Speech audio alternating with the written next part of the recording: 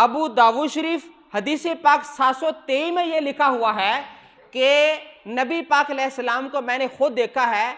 While बिन हुजर बयान फरमाते हैं कि जब नमाज शुरू करने के लिए रफ़ा यदैन फरमाते तो कानों के बराबर अपने हाथ उठाया करते थे, और फरमाते हैं कि जब मैंने दोबारा लोगों को देखा कि लोग सीनों के बराबर हाथ उठा रहे थे।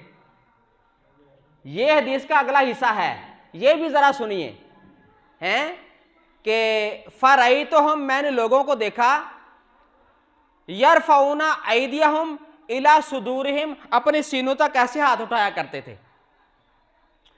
तो अगला जुमला क्यों नहीं सुनाते? अगर अगला जुमला सुनाएं तो हनफी सच्चे हो जाते हैं।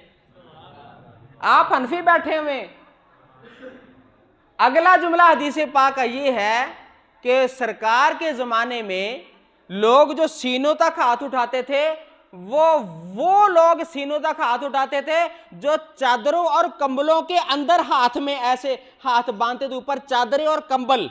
हदीस पाक में है व अलैहिम बरानिसो व अक्सियतुन, उनके ऊपर जुब्बे और कंबल होते थे, इस वास्ते वो यहीं तक ही हाथ उठाया करते थे।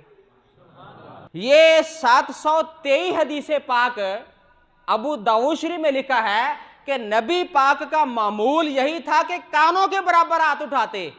तो वाइल बिन हुजर फरमाते हैं कि मैंने लोगों को देखा कि जब उनके ऊपर मोटे मोटे कंबल होते थे वो फिर हाथ यहीं तक ही उठाते थे, कि सीनों तक तब हाथ उठाते थे जब ऊपर बुकड़े मारी होती थी।